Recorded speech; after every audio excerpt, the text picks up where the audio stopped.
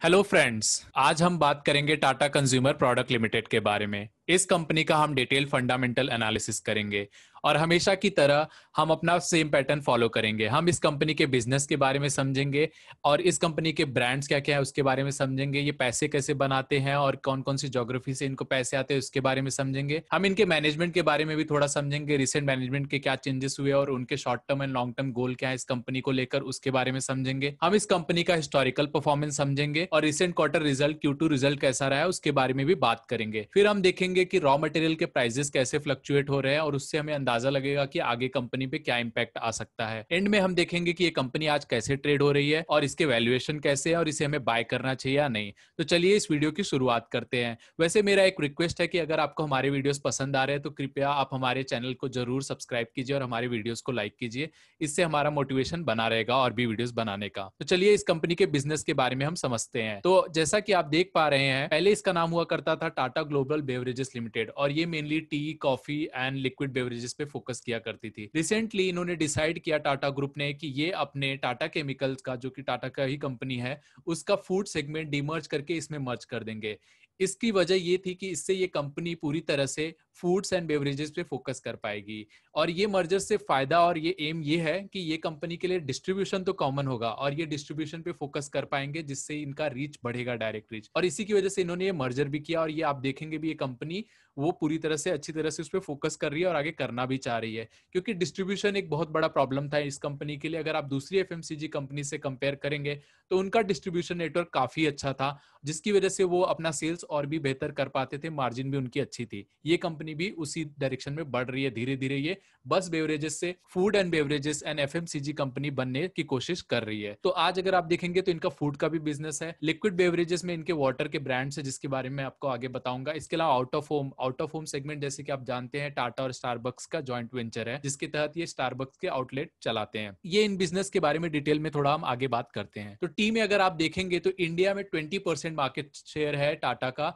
और ये number 2 player है। इस कंपनी के पास नेशनल ब्रांड्स है, लोकल ब्रांड्स पॉपुलर जो है वो भी है। इसके अलावा इस कंपनी के पास इंटरनेशनल ब्रांड है। टाटा टी तो हम बहुत पहले से सुनते आ रहे हैं। इसके अलावा टेटले अगर आप देखेंगे, इनका इंटरनेशनल ब्रांड है जो कि यूके, कनाडा एंड यूएसए में चलता है। इसके अलावा भी इनका गुड अर्थ, टी पिक्स, लागर वगैरह ब्रांड है। रिसेंटली इस कंपनी ने काला घोड़ा, लाल घोड़ा एक ब्रांड है राजस्थान में। राजस्थान भी एक ऐसा स्टेट है इंडिया का जहां चाय काफी ज्यादा बिकती है, वहां लोकल प्लेयर बहुत डोमिनेंट है जिसको इन्होंने एक्वायर किया रिसेंटली। तो ये कंपनी अगर आप देखेंगे तो ये एक्विजिशन के थ्रू, ऑर्गेनिक ग्रोथ के थ्रू अपने कोर सेगमेंट में काफी अच्छे से आगे बढ़ रहे हैं। और जो भी अगर आप देखेंगे ब्रांड्स जो पुराने हैं जिनका अच्छा अगर आप देखेंगे सेल्स है तो उसे एक्वायर करते जा रहे हैं। तो इस सेगमेंट पे भी इस कंपनी का काफी फोकस है और ये लीडर रहे हैं इस सेगमेंट में।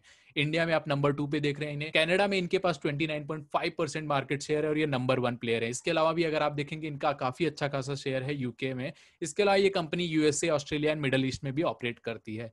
और ये आप इनके ब्रांड्स आप देख पा रहे हैं। चलिए आगे देखते हैं कॉफी के बारे में। 8 o'clock एक ब्रांड है जो यूएसए का ब्रांड है, काफी पुराना ब्रांड है। इस ब्रांड ने रिसेंटली 160 ईयर्स कंप्लीट किए हैं। इसे इस कंपनी ने एक्वायर किया और इसमें भी काफी अच्छे ग्रोथ हमें देखने मिल रही है रिसेंट क्वार्टर में। तो यहाँ आप देख पा रहे हैं कि जैसा हमने पहले भी डिस्कस किया कि ये कंपनी एक्विजिशन करके भी इनऑर्गेनिक ग्रोथ से भी आगे बढ़ रही है। इसके अलावा टाटा के खुद के भी ब्रांड है, Tata coffee, grand coffee, map coffee. और इनका भी ऑपरेशन अगर आप देखेंगे तो ये India, USA, UK, Canada, Australia, Vietnam में भी इनकी सब्सिडरी है जिसके तहत ये ऑपरेशन करते हैं और मिडल ईस्ट में भी इनके ऑपरेशन है। यूरोप में भी है इनके थोड़े प्रेजेंस। पर आप रिसेंटली देखेंगे ये कंपनी वैसे तो इंटरनेशनल है, इनके नेशनल प्रेजेंस भी है, इंटरनेशनल प्रेजेंस भी है, पर इनको इंटरनेशनल बिजनेस में हमेशा फायदा नहीं हुआ है। इसकी वजह से आप देखेंगे इन्होंने रशिया, चाइना और चेक में एग्जिट भी करना पड़ा है इनको बिजनेस, वहां पे अच्छा नहीं कर पा रहे थे। तो ये कंपनी का अगर आप देखेंगे अच्छी बात है कि इंटरनेशनल प्रेजेंस भी है और कई कुछ कुछ कंट्री में अच्छा मार्केट है, पर ये हमेशा चला नहीं है। तो ये बात हमें ध्यान में रखनी पड़ेगी। आगे चल के देखते हैं इनके फूड्स में कौन कौन से ब्रांड है। जैसे हमने बताया टाटा सॉल्ट, जो कि इनका टाटा केमिकल का ब्रांड हुआ करता था, उससे डिमर्ज करके इन्होंने फूड सेगमेंट बनाया है टाटा कंज्यूमर प्रोडक्ट का। सॉल्ट में आप जानते ही है इंडिया की नंबर 1 कंपनी है और टाटा सॉल्ट का 30% मार्केट है इंडिया में। अगर आप देखेंगे तो टाटा सॉल्ट ने काफी लीड किया हुआ है और इसका काफी रिस्पेक्ट भी है, देश का नमक के टैग से भी आप जानते हैं। तो सॉल्ट में इनका बहुत ही डोमिनेंट पोजीशन है और ये मार्केट शेयर गेन भी कर रहे हैं, नंबर 1 प्लेयर भी है। इसके अलावा ये प्रीमियम प्रोडक्ट्स भी लॉन्च कर रहे हैं जिससे इनकी प्रॉफिटेबिलिटी बढ़े हुई। वैसे सॉल्ट बहुत लो मार्जिन था बिजनेस, तो प्रीमियम प्रोडक्ट भी ये लॉन्च कर रहे हैं, थोड़ी और बेनिफिट ऑफर कर रहे हैं और भी चीजें ऐड कर रहे हैं, तो जिससे इनको भी फायदा होगा, इनको भी प्रीमियम कमांड करने मिलेगा, कस्टमर के लिए भी फायदा है और भी बेनिफिट्स मिलते हैं। इसके अलावा अगर आप देखेंगे टाटा संपन्न के थ्रू ये आप देखेंगे तो स्टेपल्स प्रोडक्ट लॉन्च कर रहे हैं, जिसमें अगर आप देखेंगे दाल का एक जो सेगमेंट है इसमें कोई भी बड़ा प्लेयर नहीं था, इन्होंने एंट्री किया और उस सेगमेंट में इन्हें बहुत ही अच्छा ग्रोथ देखने मिल रहा है। अगर आप देखेंगे दाल वगैरह ये सेगमेंट में मोस्टली अगर आप देखेंगे अनऑर्गेनाइज प्लेयर थे, ब्रांडेड प्लेयर नहीं थे, पर इन्होंने एंट्री की। इनके प्रोडक्ट जरूर ही महंगे हैं थोड़े अनब्रांडेड से, पर उसके बेनिफिट्स भी हैं जिसकी वजह से इन्हें सेल्स मिल रही है और टाटा का नाम अच्छा है तो इससे भी इनको फायदा हो रहा है। तो संपन्न में इन्होंने आप देखेंगे तो इन्होंने दाल से शुरुआत की, उसका ग्रोथ अच्छा रहा है। इसके अलावा ये पोहा, चिला, ये सब और भी प्रोडक्ट लॉन्च करते जा रहे हैं। इसके अलावा स्पाइसेस भी इन्होंने लॉन्च किए हैं, मसाला वगैरह भी लॉन्च किया है। इसके अलावा अगर आप देखेंगे टाटा एनएक्स, टाटा न्यूट्रिएंट्स का एक नया सेगमेंट है इनका, जिसके तहत ये फ्यूचर बिजनेस पे फोकस करना चाह रहे हैं। अगर आप देखेंगे धीरे धीरे हेल्दी प्रोडक्ट की डिमांड बढ़ रही है, तो ये टाटा न्यूट्रिएंट्स के तहत प्रोटीन अगर आप ड्रिंक लॉन्च किया इन्होंने, और इसके अलावा ये शुगर फ्री शुगर भी सेल करते हैं। तो ये बिजनेस से बहुत ज्यादा प्रॉफिट नहीं आता, बहुत लोगों ने कोशिश किया है, ये अभी रिसेंट बिजनेस नहीं है, ये बिजनेस फ्यूचर के लिए, क्योंकि धीरे धीरे ट्रेंड चेंज हो रहा है, लोग हेल्दी प्रोडक्ट कंज्यूम करना चाह रहे हैं, तो इससे इनको फ्यूचर में फायदा होगा। ये फ्यूचर के लिए इनका बिजनेस, अभी इनका ग्रोथ बहुत ज्यादा सॉल्ट एंड संपन्न ब्रांड वगैरह में आ रहा है। तो आप जैसे देख पा रहे हैं आज भी इनका लीडरशिप है कुछ कुछ प्रोडक्ट में, दूसरे प्रोडक्ट जो आज चल रहे हैं उसमें भी लॉन्च कर रहे हैं और फ्यूचर में भी इनका ध्यान है। इसके अलावा वाटर में देखेंगे तो इस कंपनी ने पेप्सिको के साथ जॉइंट वेंचर किया था, उसके साथ अगर आप देखेंगे तो इन्होंने Himalayan, Tata ग्लूको plus, Tata water plus जैसे ब्रांड भी लॉन्च किए हैं। तो ये मिनरल वाटर अगर आप देखेंगे नेचुरल वाटर्स भी सेल करते हैं, तो ये सेगमेंट देखना पड़ेगा कि ये कैसे कर पाते हैं, क्योंकि वाटर में अगर आप देखेंगे बहुत सारे ब्रांड्स हैं और ये सेल भी कर रहे थे वरुण बेवरेजेस रोके लिमिटेड, अब इन्होंने डिस्ट्रीब्यूशन खुद एक्वायर कर लिया है। इसके अलावा आउट ऑफ होम में अगर आपने अभी तक टाटा स्टारबक्स का नाम जरूर सुना होगा। टाटा स्टारबक्स टाटा और स्टारबक्स का जॉइंट वेंचर है, जिसके तहत ये इंडिया में टाटा स्टारबक्स के चेन ऑपरेट करते हैं। इसमें भी आप देखेंगे कंपनी काफी एग्रेसिवली एक्सपांड कर रही है, पर यहाँ प्रॉफिटेबिलिटी का मुझे थोड़ा कंसर्न है, क्योंकि अगर आप देखेंगे सीसीडी बहुत ज्यादा प्रॉफिटेबल नहीं थी। टाटा स्टारबक्स कितना प्रॉफिटेबल होगा देखना पड़ेगा, क्योंकि ये प्रीमियम ब्रांड्स हैं और यहाँ पे वॉल्यूम पे नहीं चलता और इनका वॉल्यूम भी देखने भी नहीं मिलता। फिर भी ये कोशिश कर रहे हैं, एक्सपांशन कर रहे हैं, देखना पड़ेगा ये कैसे करता है। इसके अलावा अगर आप देखेंगे टाटा चा करके भी इनका खुद का ब्रांड है, इस ब्रांड के तहत इन्होंने कुछ रिटेल शॉप्स खोले हैं, टाटा चा चाय बेसिकली, पर और भी प्रोडक्ट सेल करते हैं और ये ब्रांड को 2 साल हो गए हैं। तो इसके बारे में आपने ज्यादा सुना नहीं होगा, अभी ये सेलेक्ट सिटीज में ही है। स्टारबक्स के बारे में आपने जरूर सुना होगा। चलिए आगे बढ़ के देखते हैं कि सेक्टर का आउटलुक कैसा है। तो आज के टाइम पे अगर देखेंगे एक रिसर्च के अनुसार 2019 का डेटा है ये, कि जो एफएमसीजी का सेगमेंट है ये 30 लाख करोड़ का मार्केट रहा है 2019 का डेटा अगर आप देखें इसमें, तो 30 लाख करोड़ बहुत ही बड़ा मार्केट है। इसमें अगर आप देखेंगे 70% इन द किचन है। इन द किचन में जैसे आपके डेयरी प्रोडक्ट हो गए, राइस हो गया, दाल हो गए, एडिबल ऑयल्स हो गए, स्पाइसेस हो गए, ये सब प्रोडक्ट जो किचन में यूज होते हैं वो इन द किचन बोलते हैं। तो ये अलोन 70% है पूरे एफएमसीजी मार्केट का। और यहाँ अगर आप देखेंगे तो ब्रांडेड कंपनीज बहुत कम है और यही ये कंपनी फोकस करना चाह रही है। तो 10% से कम ऑर्गेनाइज प्लेयर के पास इसका मार्केट है, तो यहाँ ये कंपनी फोकस कर रहा है। दाल में अगर आप देखेंगे तो one of the very few company है ये जिनके प्रोडक्ट ये सेल कर रहे हैं दाल में। राइस में तो आपको आजकल काफी प्रोडक्ट्स देखने मिलेंगे, एलएनटी फूड्स वगैरह के, आईटीसी वगैरह के देखने मिलते हैं। तो दाल में इन्होंने लॉन्च किया, उसमें बहुत ही अच्छा इनको रिस्पांस मिला है, बहुत अच्छा ग्रोथ देखने मिला है। यहाँ आप देख रहे हैं मार्केट साइज ही कितना बड़ा है और ऑर्गेनाइज प्लेयर बहुत ज्यादा है नहीं यहाँ पे। तो ये इस पे बहुत ज्यादा फोकस कर रहे हैं, आगे बढ़ना चाह रहे हैं। और जैसा आप देख पा रहे हैं मार्केट बहुत बड़ा है, इनके लिए अपॉर्चुनिटी भी बहुत बड़ी है। इसके अलावा अगर आप देखेंगे ये 70% जो है ये ट्रांसलेट होता है 21 लाख करोड़ का, तो ये मार्केट भी बहुत बड़ा है इन द किचन का। इसके अलावा on the table and on the go अगर सेगमेंट देखेंगे, on the table basically sausage वगैरह जो टेबल पे आप यूज करते हैं, किचन में नहीं जनरली, और ऑन द गो जो रेडी टू ईट स्नैक्स होते हैं। तो यहाँ पे अगर आप देखेंगे तो ब्रांडेड प्लेयर और ऑर्गेनाइज प्लेयर काफी ज्यादा है, तो यहाँ कंपनी भी फोकस करेगी आगे। पर अभी इनका बहुत ज्यादा फोकस है कि ये इन द किचन सेगमेंट को टारगेट करे, क्योंकि वहां ऑर्गेनाइज प्लेयर बहुत कम है और वहां अनऑर्गेनाइज प्लेयर से इन्हें मार्केट लेना है। तो आउटलुक अगर आप देखेंगे एफएमसीजी सेगमेंट का तो बहुत ही अच्छा है। ये कंपनी इस सेगमेंट में एंटर कर रही है, इसलिए मुझे कंपनी थोड़ी पसंद आ रही है, क्योंकि ये सेगमेंट में कंपनी के लिए अपॉर्चुनिटी बहुत बड़ी है, ग्रोथ का अपॉर्चुनिटी बहुत ज्यादा है। और अगर आप देखेंगे तो ये इन द किचन सेगमेंट में बहुत ही एग्रेसिवली टारगेट भी कर रहे हैं। चलिए थोड़ा मैनेजमेंट के बारे में बात कर लेते हैं। मिस्टर सुनील डुसिजा जी ने इस कंपनी को अप्रैल में ज्वाइन किया। ये मैनेजिंग डायरेक्टर एंड सीईओ है कंपनी के, तो ये रिसेंट ट्रांसफॉर्मेशन हुआ है।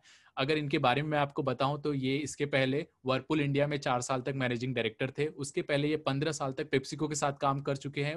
उनका एशिया का बिजनेस देखा करते थे ये, जिसमें अगर आप देखेंगे तो बेवरेजेस एंड फूड का सेगमेंट ये हैंडल किया करते थे। तो पेप्सिको के साथ अगर आप देखेंगे टाटा कंज्यूमर प्रोडक्ट का भी एक जॉइंट वेंचर रहा था, जिसके तहत आप देख रहे हैं वाटर के ब्रांड्स इन्होंने लॉन्च किए हैं। तो इनका एक्सपीरियंस इस कंपनी के लिए बहुत काम आएगा। इसके अलावा अगर आप देखेंगे इन्होंने करियर भी हिंदुस्तान यूनिलीवर से शुरू किया था। तो इनको 26 साल का एक्सपीरियंस है, 26 ईयर्स। और ये एक्सपीरियंस अगर आप देखेंगे बेवरेजेस एंड फूड्स के डोमेन में ही है, तो इनको डोमेन नॉलेज काफी अच्छा है। तो ये कंपनी के लिए बहुत अच्छा है। इसके अलावा अगर आप इनका एजुकेशन बैकग्राउंड देखेंगे तो ये इंजीनियर है। इन्होंने यूनिवर्सिटी ऑफ मद्रास से इंजीनियरिंग की थी। इसके बाद इन्होंने अपना MBA किया IIM कलकत्ता से। इनके मैंने रिसेंट इंटरव्यूज भी देखे, जिसमें इन्होंने बताया कि ये हालांकि सॉल्ट और टी एंड कॉफी में काफी बड़ा प्लेयर है। टी एंड सॉल्ट में तो बहुत ही बड़ा प्लेयर है, ये टॉप 2 में आता है या टॉप 1 प्लेयर में आता है। तो वे उसमें अपना और कंसोलिडेशन करना चाह रहे हैं, मार्केट शेयर गेन करना चाह रहे हैं, पर ये ग्रोथ के लिए इन द किचन सेगमेंट में बहुत ज्यादा फोकस करना चाह रहे हैं। इसके अलावा जैसा मैंने आपको बताया कि टाटा कंज्यूमर प्रोडक्ट या टाटा बेवरेजेस के साथ प्रॉब्लम ये हुआ करती थी कि इनके जो डिस्ट्रीब्यूटर के थ्रू ये सेल करते थे, वहां मार्जिन बहुत कम आता था और वहां से इनका डायरेक्ट रीच मिलता नहीं था। तो इन्होंने ये मॉडल पूरा स्क्रैप करके खुद का पूरा डिस्ट्रीब्यूशन नेटवर्क बना रहे हैं। और अगर आप देखेंगे तो ये स्टॉकिस्ट जो होते हैं या जो भी डीलर्स होते हैं, उनका सारा डेटा ये कलेक्ट कर रहे हैं, सेल्स फोर्स इंप्लीमेंट कर रहे हैं इसके तहत। और ये अपना डिस्ट्रीब्यूशन सिस्टम बहुत इंप्रूव करना चाह रहे हैं और डायरेक्ट कस्टमर का रीच बढ़ाना चाह रहे हैं। इसके अलावा इन्होंने रिसेंट इंटरव्यू में बताया कि अगले 12 मंथ्स में ये अपना जो डायरेक्ट रीच है वो 2 गुना करना चाह रहे हैं। और ये अपने पीयर्स अगर आप देखेंगे HUL वगैरह, ITC वगैरह कि उनके कंपटीशन में आगे आना चाह रहे हैं FMCG में। क्योंकि अगर आपको FMCG में फोकस करना है तो आपका डिस्ट्रीब्यूशन बहुत ही तगड़ा होना चाहिए। और डिस्ट्रीब्यूशन एक बार इस कंपनी का तगड़ा हो गया तो ये अपने नए नए प्रोडक्ट लॉन्च कर पाएंगे और उसकी रीच बहुत अच्छी होगी। अगर आप प्रोडक्ट अच्छे अच्छे बना रहे हैं पर आपके प्रोडक्ट आपके एंड कस्टमर तक पहुंच ही नहीं पा रहे हैं, तो आपके लिए प्रॉब्लम है।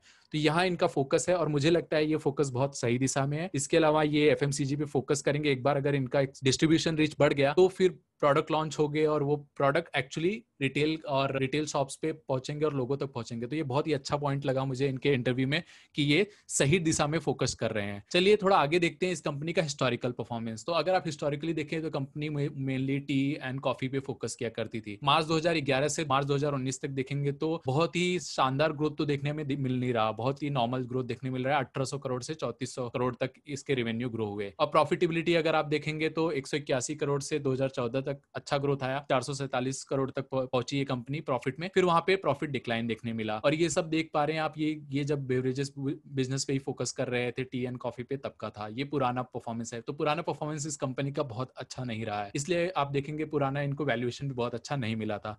पर अब फूड सेगमेंट भी मर्ज होने के बाद मुझे थोड़ा लग रहा है कि ये कंपनी बेहतर कर पाएगी। और इसका रीजन भी है क्योंकि फूड का जो सेगमेंट है वो बेटर है और यहाँ पे जैसा आपने देखा कि ऑर्गेनाइज प्लेयर बहुत कम है जिसको ये टारगेट कर रहे हैं। तो ये अनऑर्गेनाइज प्लेयर से कंपटीशन में जा रहे हैं, तो ये बहुत अच्छी बात है। इसके अलावा डिस्ट्रीब्यूशन पे बहुत अच्छा फोकस करेंगे। और कोरोना जैसे टाइम में आप देखेंगे अनऑर्गेनाइज प्लेयर के लिए बहुत डिफिकल्ट हो जाता है ऐसे बुरे टाइम में। इसमें ऑर्गेनाइज प्लेयर अनऑर्गेनाइज प्लेयर के मार्केट शेयर गेन करते हैं। अगर आप देखेंगे इनका सॉल्ट वगैरह में भी ये अपना मार्केट शेयर बढ़ा रहे हैं, टी में भी इनके मार्केट शेयर बढ़ रहे हैं। तो ये कंपनी बहुत ही अच्छी दिशा में जा रही है, जिसकी वजह से आप मार्च 2020 का भी रिजल्ट देखेंगे तो बहुत ही अच्छा दिखने मिला है हमें रेवेन्यू और प्रॉफिट में भी। पिछला 1 साल का रिजल्ट काफी अच्छा रहा है और रिसेंट क्वार्टर रिजल्ट Q1 भी बहुत अच्छा आया था इनका। और ये बेसिकली जैसा मैं बता रहा हूँ कि FMCG कंपनी बन रहे हैं, जस्ट बेवरेजेस कंपनी से फूड एंड बेवरेजेस, जिसके तहत ये चेंजेस हमें देखने मिल रहे हैं। तो रिसेंट परफॉर्मेंस बहुत अच्छे हैं और आगे भी मुझे लग रहा है, कंपनी ने भी बताया, मैनेजमेंट ने भी बताया कि ये दोनों बिजनेस का जो क्लबिंग है वो चालू हो रहा है, वो रीऑर्गेनाइजेशन कर रहे हैं।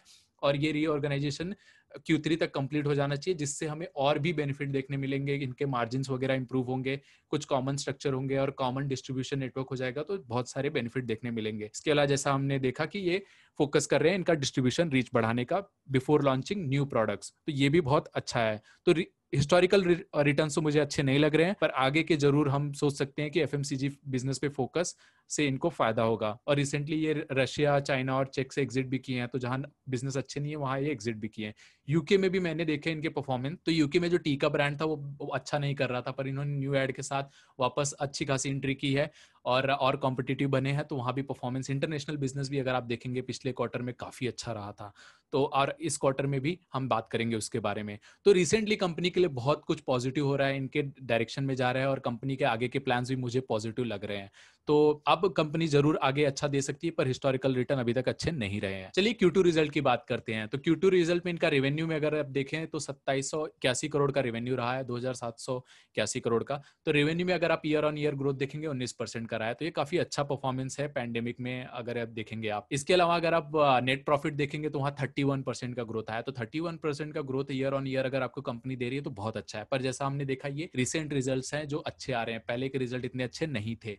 इसके अलावा इनके मार्जिन एक्सपांशन हुए हैं। मार्जिन एक्सपांशन की वजह जानने की कोशिश मैंने की कॉन्फ्रेंस कॉल के थ्रू। तो मैनेजमेंट ने बताया कि रॉ मटेरियल प्राइसेस भी कम थे जिससे इनको फायदा हुआ। इसके अलावा इनके इंटरनल कॉस्ट कंट्रोल भी थे और सिनर्जीज थी जिससे इन्हें फायदा हो रहा है। पर अगर हमें देखना पड़ेगा कि तीनों में से कौन कौन सी चीजें सस्टेनेबल है, तो कॉस्ट कंट्रोल तो शायद ये सस्टेन कर पाए। रॉ मटेरियल प्राइसेस तो इनके हाथ में है नहीं, तो उसका सस्टेनेबिलिटी कितना है हमें देखना पड़ेगा। इसके अलावा जो इंप्रूवमेंट है मार्जिन एक्सपांशन, ये एक वजह से और भी बढ़ेगा कि जो ये क्लब किया इन्होंने फूड एंड बेवरेजेस सेगमेंट, ये पूरी तरह से कंप्लीट नहीं हुआ है। तो इसका पूरा रिजल्ट हमें Q3 या Q4 में देखने मिलेगा।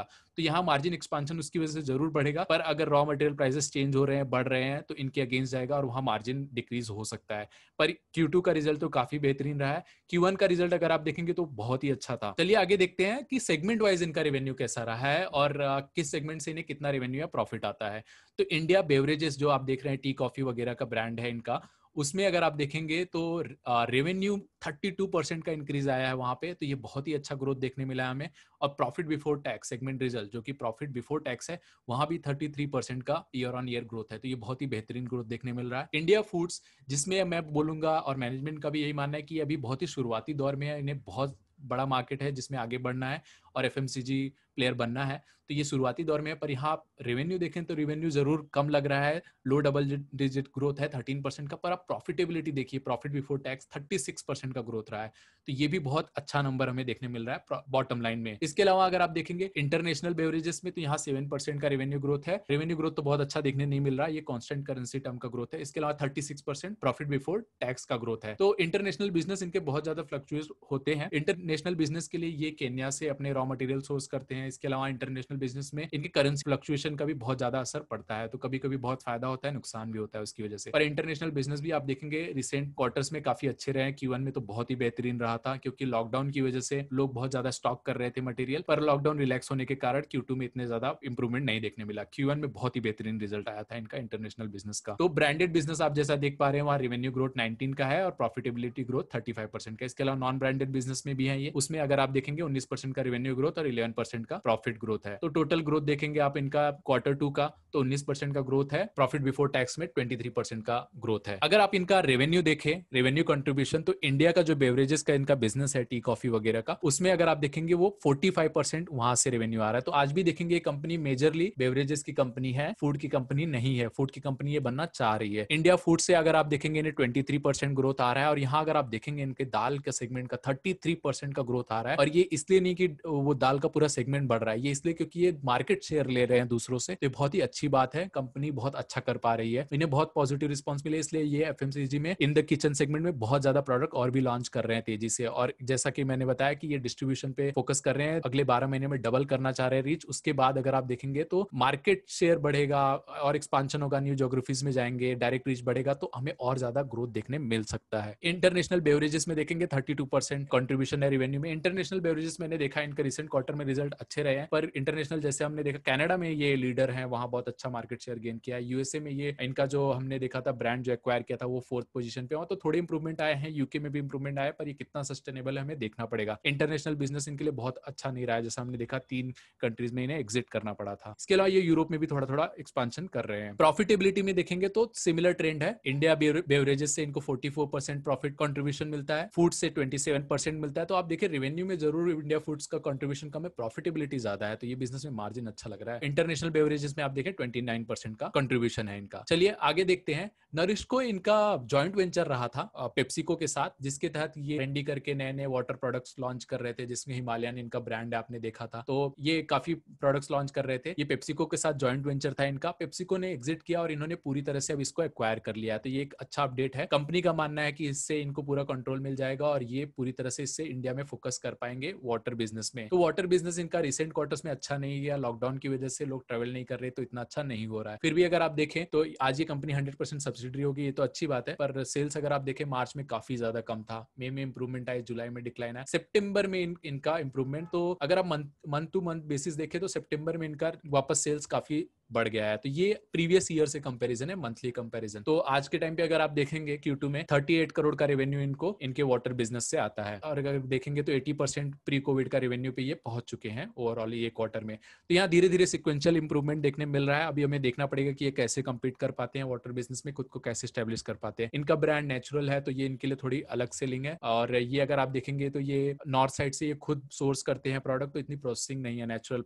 वाटर सेल करते हैं, और भी ये प्रोडक्ट लॉन्च कर रहे हैं सेगमेंट में। अब तो ये इनका सब्सिडरी है, पेप्सिको का इसमें कोई से नहीं है। वरुण बेवरेजेस लिमिटेड के थ्रू अपना डिस्ट्रीब्यूशन कराते थे, पर वो बहुत अच्छा चला नहीं था। तो देखते हैं आगे इस सेगमेंट में क्या चेंजेस आते हैं, ये देखना पड़ेगा हमें। इसके अलावा अगर आप देखेंगे टाटा स्टारबक्स, जो इनका जॉइंट वेंचर है टाटा और स्टारबक्स का, यहाँ आप देखेंगे लॉकडाउन की वजह से इन्हें बहुत नुकसान हुआ था। अप्रैल में देखिए तो आप 1% था सेल्स अगर कंपेयर करें अप्रैल 2019 का, तो पर धीरे धीरे आप देखें सिक्वेंशियल इंक्रीज है। सितंबर में 71% लेवल पे आ गए हैं पिछले सितंबर से कंपेयर करें, तो यहाँ मंथ ऑन मंथ रिकवरी काफी अच्छी हो रही है। आज के टाइम में Q2 रिजल्ट में कंपनी ने बताया कि इनके 86% स्टोर जो है रीओपन हो गए हैं, इनके स्टोर काउंट भी बढ़ गए हैं, अगर आप देखेंगे 196। तो अब ये एक और सिटी लखनऊ में भी इन्होंने अपने ऑपरेशन चालू कर दी है, और इन्होंने 11 नए स्टोर्स भी खोले हैं रिसेंटली, और कंपनी और भी देख रही है कि इन्हें अगर कुछ प्रॉफिटेबल मिलता है, कोई जस्ता है कोई लोकेशन, तो वहां पे ये ओपन कर रहे हैं। गुजरात में भी इन्होंने रिसेंटली एंटर किया था, तो अब ये 12 सिटीज में इनके 196 स्टोर हैं, और भी एक्सपांशन कर रहे हैं। इसके अलावा अगर आप देखेंगे तो इन्होंने रेंट,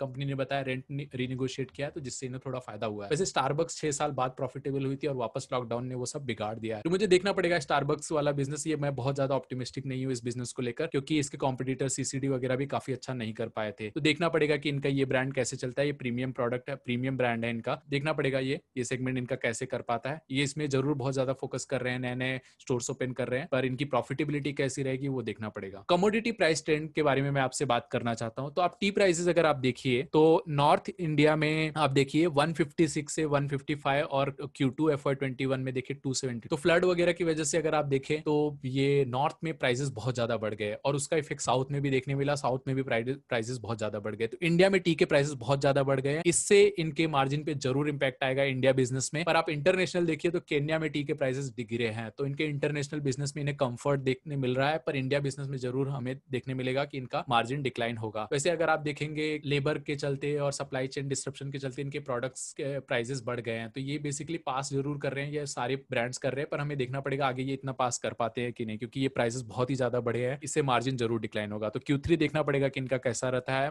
Q3 में जरूर इनका मार्जिन डिक्लाइन होना चाहिए, क्योंकि इंडिया बिजनेस से बहुत ज्यादा इनको रेवेन्यू आता है, और वहां पे प्राइसेस बहुत ज्यादा बढ़ गए हैं। हालांकि इंटरनेशनल बिजनेस अच्छा करने की उम्मीद है, क्योंकि केन्या में प्राइसेस कम हुए हैं। कॉफी का अगर आप देखें तो अरेबिका कॉफी में भी प्राइसेस बढ़ रहे हैं, तो यहाँ भी कॉफी में भी इनको इम्पैक्ट हो सकता है। तो रॉ मटेरियल प्राइसेस अगर आप देख रहे हैं तो सीधी तरह से यहाँ इंक्रीज देखने मिल रहा है। तो इंडिया में टी का बिजनेस से इनको इम्पैक्ट होगा, और इंटरनेशनल बिजनेस में जरूर इन्हें कंफर्ट मिल रहा है, और कॉफी के प्राइसेस भी बढ़ रहे हैं। तो यहाँ रॉ कमोडिटी प्राइसेस देखिए इनके, तो यहाँ बढ़ रहे हैं, ये इनके अगेंस्ट जा रहा है। तो मुझे लग रहा है कि जो मार्जिन इंप्रूवमेंट की 3 वजह थी, एटलीस्ट एक वजह तो ये चली गई इनकी। तो Q3 रिजल्ट इतने ज्यादा अच्छे दिखने नहीं चाहिए, मार्जिन जरूर डिक्लाइन होना चाहिए इनका। आज के टाइम पे अगर आप देखें तो ये कंपनी 504 रुपए पे ट्रेड हो रही है। ये पूरा इनका देखें 2007 से डेटा है रिटर्न्स का, तो 2007 से 2017 तक देखे तो बहुत अच्छा खासा रिटर्न इनका रहा नहीं है, और हमने बैलेंस शीट में भी देखा बहुत अच्छा ग्रोथ देखने नहीं मिला था। देखेंगे 2018 के आसपास काफी ऊपर तक गई थी, 2019 में वापस इन्होंने अच्छा परफॉर्म नहीं किया था, तो डिक्लाइन हुआ था। 2020 में ये अच्छा कर रही थी, तो ये वापस ग्रोथ आया था। मार्च में अगर आप देखेंगे तो मार्च के फॉल में ये कंपनी 216 के लेवल पे पहुंच गई थी, पर वहां से अगर आप देखें तो ये कंपनी 600 के आसपास जाके आई है। तो ये कंपनी ने बहुत ही बेहतरीन रिजल्ट दिया है पिछले एक सालों में, और जैसा हमने देखा पिछले एक साल और Q1 और Q2 के रिजल्ट बहुत ही अच्छे रहे हैं। तो रिसेंट रिजल्ट्स बहुत अच्छे आए हैं, और आगे भी जैसा हम देख रहे हैं कि ये सिनर्जीज आएगी, अगर ये दोनों बिजनेस फूड एंड बेवरेजेस मर्ज होता है और डिस्ट्रीब्यूशन बढ़ेगा, तो आगे भी रिजल्ट अच्छे। मैं इनके फूड सेगमेंट पे बहुत ही ज्यादा पॉजिटिव हूँ, क्योंकि वहां मुझे लग रहा है डिस्ट्रीब्यूशन नेटवर्क बढ़ेगा, इन्हें बहुत ज्यादा बेनिफिट होगा, वहां ग्रोथ भी देखने मिल रहा है। तो वो सेगमेंट पे बहुत पॉजिटिव, पर मुझे ये स्टारबक्स वगैरह ये सब इतने ज्यादा